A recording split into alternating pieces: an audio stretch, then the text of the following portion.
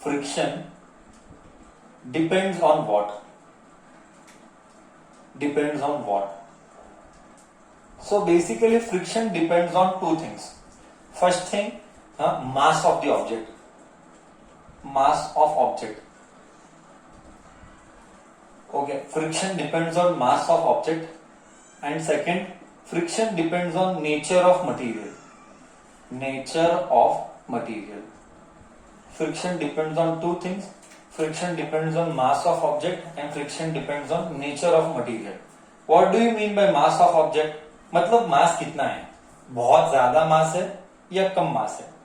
बहुत ज्यादा मास है या कम मास है? सो फर्स्ट थिंग ये है. सेकेंड चीज क्या है? नेचर ऑफ मोशन लिखा है. Sorry nature of material. Friction depends on nature of material. What do you mean by nature of material? I repeat, what do you mean by nature of material? Nature of material का मतलब है कि वो जो material है वो smooth है कि रफ है. एग्जाम्पल देता हूं. सबने देखा है दो टाइप, एक गोटी यानी मार्बल.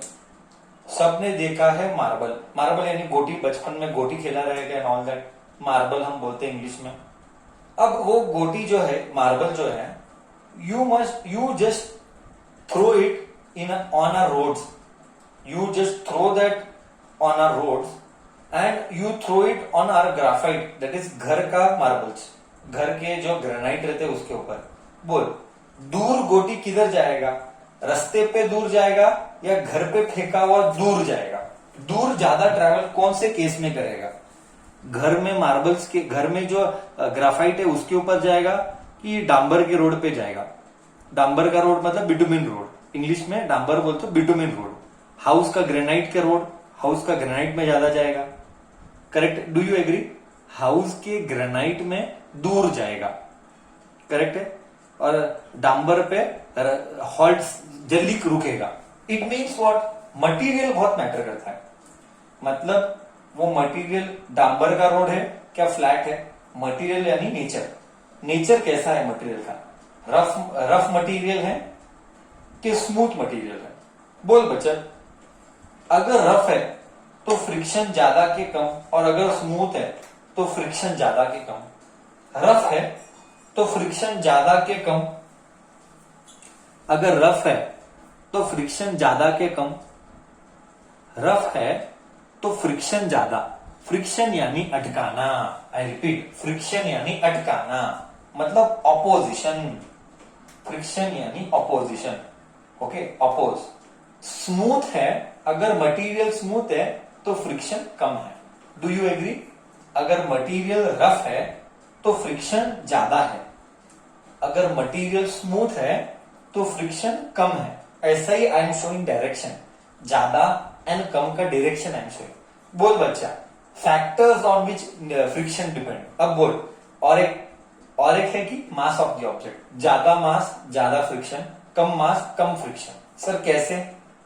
सर ज्यादा मास मतलब फ्रिक्शन ज्यादा कैसे? नहीं बता सकते. 8th स्टैंडर्ड में नहीं बता सकते. 11th में ये सारी चीजें आती है. 11th के सिलेबस में ये सारी चीजें आती है, क्योंकि एक फॉर्मूला है. Force of friction is given by mu M.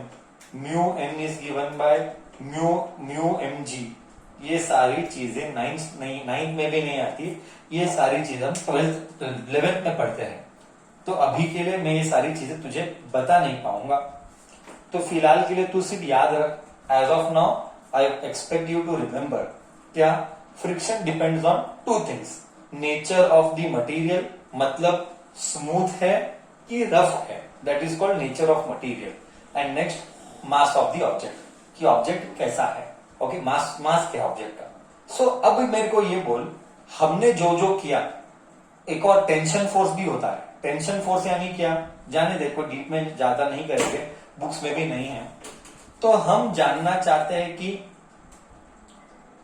Force में दो टाइप हमने क्लासिफाई किया. I repeat, all these forces can be categorised. All these forces can be categorised into two things. All these forces can be categorized into two things. First thing is, all these forces can be categorized into two things. First thing is contact force, contact, TACT, contact force and non-contact forces. मतलब contact होना चाहिए और contact नहीं होना चाहिए. बोल बच्चा, हमने जो इलेक्ट्रोस्टैटिक का किया वो ऐसा ऐसा रबिंग, तो वो कांटेक्ट था कि नॉन कांटेक्ट था? वो कांटेक्ट में तेरे एक एक पूछता हूं मैं, नॉन कांटेक्ट का एग्जांपल दे और कांटेक्ट का एग्जांपल दे. कांटेक्ट का एग्जांपल क्या है? मतलब ऐसा फोर्स जिसमें कांटेक्ट होना जरूरी है, ऐसा फोर्स जिसमें कांटेक्ट होना जरूरी है. कौन सा फोर्स को कांटेक्ट चाहिए? कांटेक्ट मतलब टच. नॉन कांटेक्ट फोर्स मतलब टचिंग की जरूरत नहीं है तो भी फोर्स आएगा, टच करने की जरूरत नहीं है तो भी फोर्स आएगा. कम ऑन बच्चा, can you think of it? और should I give the example? Should I give example of contact force और you will tell? Okay fine, let me speak, no problem. Okay, electrostatic force is a okay, contact force is friction force. बहुत अच्छे बच्चा, I just rewrite contact. Electrostatic sorry, contact force is friction, frictional force is contact force, non contact force gravitational force, gravitational force is non contact force. Correct है? मतलब अर्थ और ये कोई touch नहीं कर रहा है, अर्थ और बॉडी टच नहीं कर रहा है, देख गिर रहा है, देख गिर रहा है. कांटेक्ट नहीं है तो भी फोर्स लग रहा है, कांटेक्ट नहीं है तो भी फोर्स लग रहा है. इलेक्ट्रोस्टैटिक फोर्स में तू बोलेगा वो भी नॉन कांटेक्ट फोर्स है. चार्ज है ना, हाँ, एक चार्ज तूने रब किया, ऐसा रखा, पेपर अट्रैक्ट हुए, तो रबिंग इज फ्रिक्शन, वो तो कांटेक्ट फोर्स है. Rubbing action is a friction. तूने रब किया, जुब जुब जुब जुब जुब जुब जुब, ऐसा बचपन में किया, जुब जुब जुब, एंड इट विल अट्रैक्ट, तो ये नॉन कांटेक्ट ही है. But just I kept one example in front of you.